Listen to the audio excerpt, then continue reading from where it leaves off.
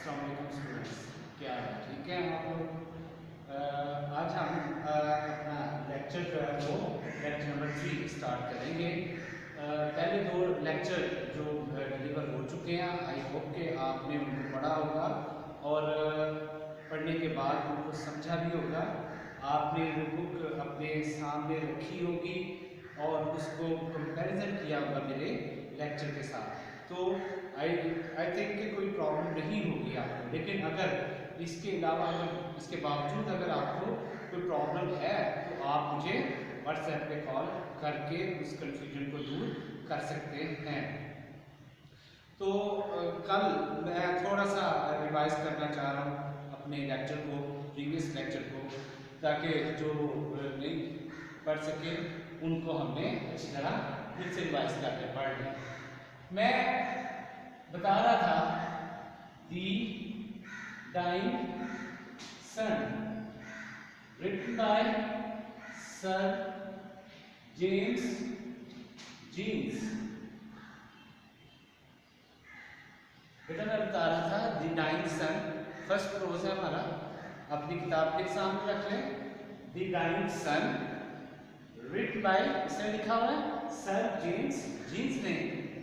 बहुत इंफॉर्मेटिव ऐसे या प्रोज मैंने आपको बताया था।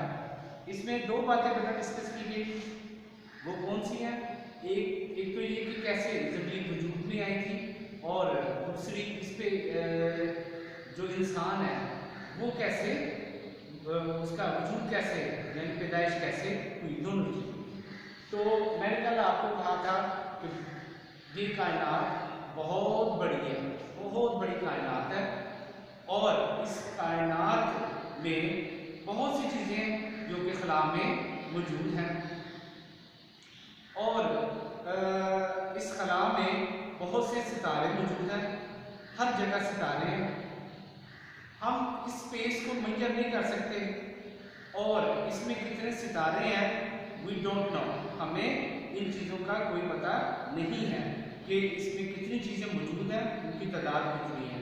किताब में जो लिखा हुआ है how many stars are there in the universe, इस कायनात में सितारे कितने हैं, तो उसने कहा है कि शायद इतने सितारे हैं कि जितने के इस सारी इस दुनिया में साहिल समंदर पर जितनी रेत पड़ी हुई है उनके ज़र्रात हैं जितने, उतने सितारे इस कायनात में मौजूद हैं। शायद वाली बात की गई है, क्योंकि ना हम रेत के ज़र्रों को गिन सकते हैं और ना ही सितारों को गिन सकते हैं। अब मैंने एक एग्जाम्पल बेटा दी थी इधर, मैंने कहा था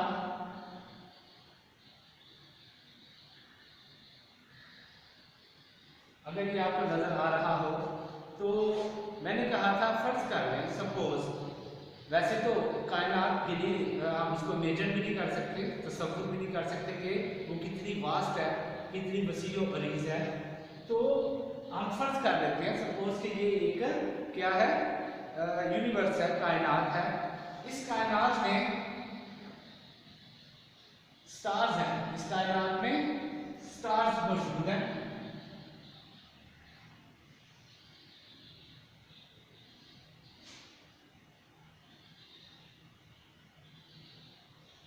कुछ छोटे हैं स्टार्स, कुछ बहुत बड़े हैं, कुछ इतने इतने बड़े स्टार्स मौजूद हैं इस कायनात में, इस स्पेस में, कि लाखों ज़मीनें भी हमारी मिलके तो इसमें समा जाए तो फिर भी जगह बच सकती है। इतनी ज़्यादा स्पेस है, बहुत ज़्यादा स्पेस है इस कायनात में। तो लाखों ज़मीनें भी कुड बी पैक्ड इनसाइड ई, और फिर भी जगह बाकी बच सकती है।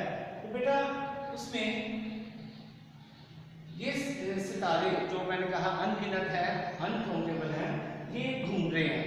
जब ये घूमते हैं तो ये इस जगह पे आ जाता है, ये इस जगह पे आ जाता है।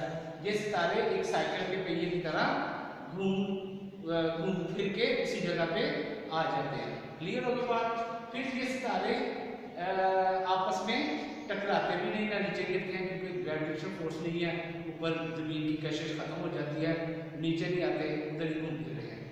तीसरी बात कि ये आपस में टकराते नहीं हैं। एक दूसरे से बहुत फासले पर है, इतने फासले पर हैं जैसे समंदर में शिप्स एक दूसरे से दूर होते हैं, क्योंकि अगर वो साथ साथ चले तो वो टकरा जाएंगे, क्योंकि उनके आपको पता है स्टीयरिंग नहीं है, ब्रेक्स नहीं होती, वो इंजन के साथ चलता है, उल्टा इंजन चलाए तो फिर उसको रोकना भी पड़ता है। तो ये बहुत दूर दूर होते हैं, तो इनके टकराने का अमल इस दुनिया में कम ही होता है, कभी कभार शायद हो।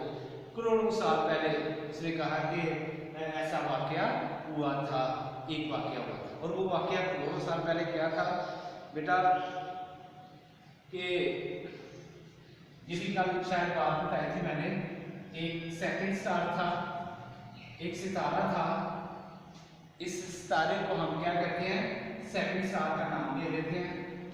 ये क्या है, ये सूरज है, सन। ये सितारा अंधाधुंध हरकत करता है और कहाँ आ जाता है, कहाँ आ जाता है, सूरज की तरफ बढ़ना शुरू कर देता है। और ये जब सूरज की तरफ बढ़ता है तो अपनी शुआएं सूरज की सतह पे डालता है, अपनी शुआएं सूरज की सतह के ऊपर, जिस तरह जमीन की सतह ये है, ठीक है, ऊपर वाला हिस्सा जहाँ पे हम खड़े होते हैं, तो सूरज की सतह पे अपनी शुआएं डालते हैं। अब ये शुआएं इतनी पावरफुल है, इतनी पावरफुल है कि आप इसका अंदाजा लगा लें बेटा कि जब सूरज और चांद इन दोनों की रोशनी जब जमीन पे पड़ती है तो उसके असरात क्या होते हैं। सूरज इतनी लाखों मील दूर है और उसके बावजूद जब उसकी शुआएं इधर पड़ती हैं तो कितनी गर्मी हो जाती है। चांद जब शुआएं डालता है तो सुनामी क्रिएट हो जाती है, समंदर में तूफान पैदा होती है, ठीक है, बड़े बड़े क्या कहते हैं उसको, लहरें पैदा हो जाती हैं समंदर में और सुनामी का बायस बन जाती हैं। तो अगर इसका इतना असर है, चांद और सूरज की शुआओं का जमीन पर इतने दूर होने के बावजूद इतना असर है, तो फिर ये सेकंड स्टार जो करीब से करीब तक आता चला जा रहा था, इसकी जो टाइडल पुल्स हैं, क्या कहते हैं, टाइडल पुल्स, इसकी जो टाइडल पुल्स हैं यानी शुआएं इतनी पुरकश, इतनी ज्यादा पावरफुल थी कि आपको इसका अंदाजा अभी हो जाएगा। जब सेकंड स्टार ने सूरज की सतह पे अपनी शुआएं डालना शुरू कर दी तो क्या हो गया, ये सूरज की जो सतह थी वो क्या होना शुरू हो गई, पिघलना शुरू हो गई। इतनी ज्यादा पावरफुल शुआएं थी और सूरज तो ऑलरेडी गर्म होता बेटा, तो जब इसने शुआएं डाली तो सूरज की सतह पिघलना शुरू हो गई। जब पिघल गई, जब ये पिघल गई तो इसकी ये बढ़ना शुरू हो गई ऊपर को, और ये बढ़ के सूरज की सतह एक पहाड़ जितनी, इतना बड़ा पहाड़ बन गया। उसके बारे में भी वो कहता है कि that we can not imagine, शायद हम उसका तसव्वुर भी ना कर सकते हो कि सूरज की सतह पिघल गई और एक पहाड़ बन गया। पहाड़, अब ये सितारा इससे पहले कि ये सूरज के साथ आके खुद टकराता तो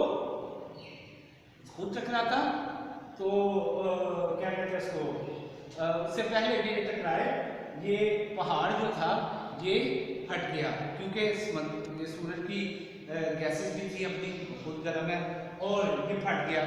अब ये पहाड़ जो था इसके टुकड़े कोई इधर गिर गया, कोई इधर, कोई इधर, कोई इधर, कोई इधर, इधर, इसके टुकड़े सूरज के गिर्द घूमना शुरू हो गए, इसके पहाड़ के, और फिर इसके प्लैनेट्स, इसके, इनको हम क्या कहते हैं, इनको कहते हैं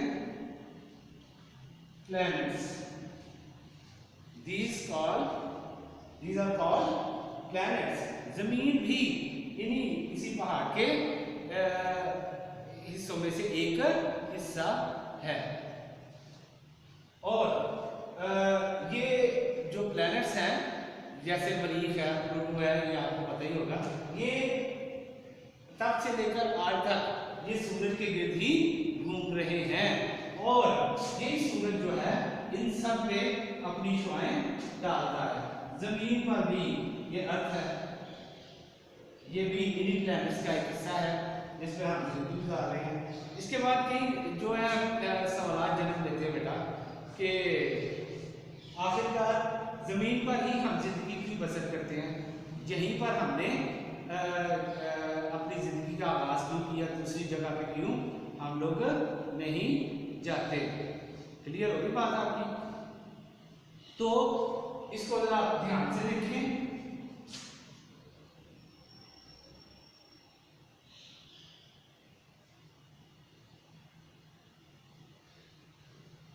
तो ये इसमें कई सवाल जन्म लेते हैं बेटा, ये ध्यान के साथ देखना है। मैंने आज थोड़ा सा पिछला जो है वो लेक्चर रिवाइज किया था क्योंकि मुझे ऐसे लगा जैसे आपको समझ नहीं आई, आवाज़ की प्रॉब्लम थी।